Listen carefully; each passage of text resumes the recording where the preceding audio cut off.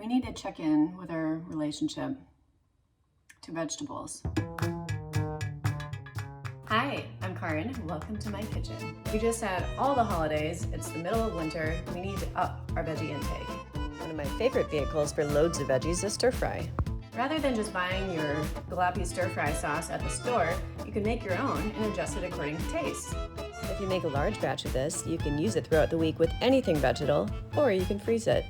We're going to start by heating up a couple tablespoons of sesame oil in a little pot. You can also use regular oil if you don't have that. I like the nuttiness of sesame oil though. While that's heating, I'm going to just cut up a couple cloves of garlic, mince them. By a couple, I mean a few. And once it's nicely minced, we'll add it to our sesame oil, which is just on a low heat.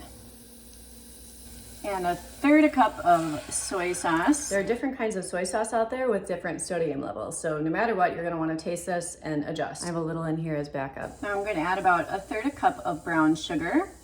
You can also use white sugar or honey, something sweet. I like it a little spicy, so I'm going to add some crushed red pepper. You could add a Thai chili as well. If I were making this for someone like my dad, I would omit it.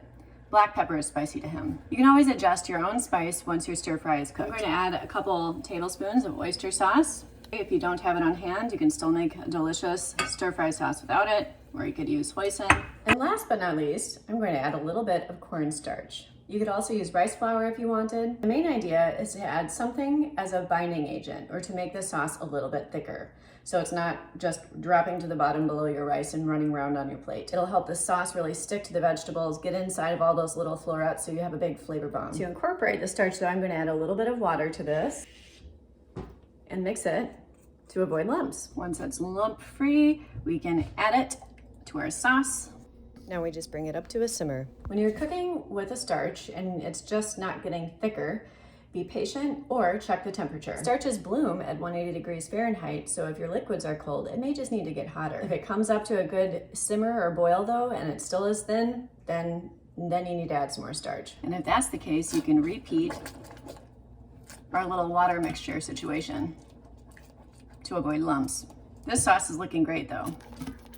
The sauce looks great, but as always, we need to taste it. What we're looking for is a sauce that really packs its punch, especially when it's on vegetables that release a lot of water. Almost too much on its own. That certainly does.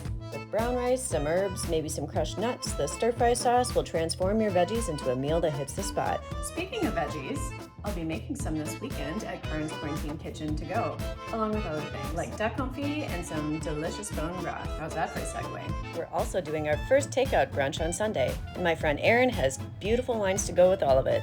Be sure to check it out on murielmn.com and get your orders in. I'm Karin. Thanks so much for joining me today in my kitchen. Happy veggie eating! Hi, I'm Karin. Ooh. We're gonna start by heating up a little pot and sharpening our knives. You could also use rice flour if you wanted.